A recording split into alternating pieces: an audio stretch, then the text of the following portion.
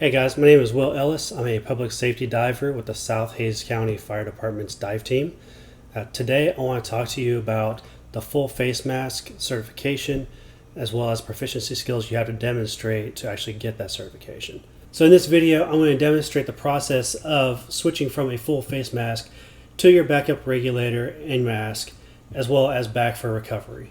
Now the emergency transition is an essential skill that all PSD divers need to have drilled into them until it just becomes an automatic reflex. So if for some reason your mask experiences a failure or catastrophic damage, you need to be able to do it without thinking in an instant to transition over to your alternate air source and mask. So in this video, I'm going to walk you through that process. Stay tuned until the end. If you got any questions, please leave them down in the comments for me. And with that, I'm going to go hide down in the corner here while I start the video. Now you probably noticed the water looks super murky here. That's completely expected in the environments that we're going to be performing. We're going to have low to no visibility. So we find it's important to be able to train in these less than ideal conditions. That way you're more comfortable in the actual environment you're going to be operating in. So with that, I'll go ahead and start.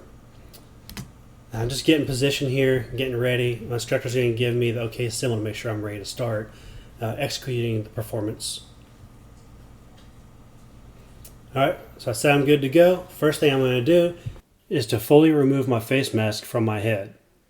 Now it's important, and you'll notice here, let me pause it real quick, that my backup regulator is down here by my waist. Unfortunately, I was using somebody's loaner gear in this one, so I didn't have mine. I prefer to have one of those stretchy neck bands, so you put your regulator in right underneath your chin. That way it's very short movement to get it up into your mouth if you need it.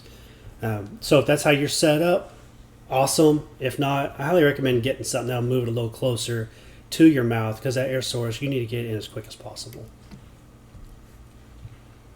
Alright, so I've pulled off my mask. I'm going to put in my octopus, start getting my breathing under control, make sure I'm good to go. Don't forget to purge any water out before you start breathing, because that's the last thing you want to do is breathe in contaminated water. Now my instructor had my mask because I forgot mine back at the boat ramp, so he went ahead and handed it over to me there. Normal procedures, get it fitted onto your face, tighten everything up. You're going to want to clear any other water out of there. Okay, so here I'm trying to trace down my hoses because I want to find my full face mask. I didn't realize it was off to my left hand side, so I found it.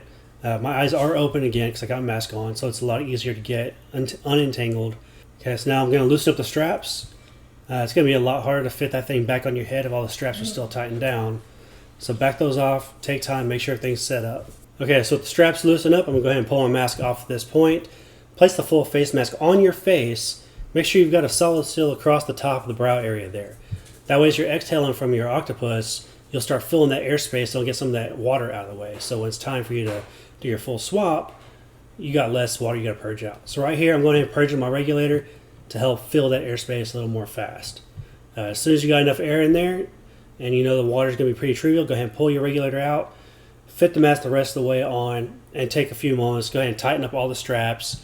I like to start with the ones above the ear first, get a good seal there. Then you're going to go down to the chin. That way you're starting higher and you're pulling it down and get a better seal. Once you've got all those straps tightened up, then go ahead and tighten that top one up. In this video I actually forgot to loosen that one, but when you loosen all the straps up, it's a good idea to loosen that one as well. That just makes you a little bit extra snug.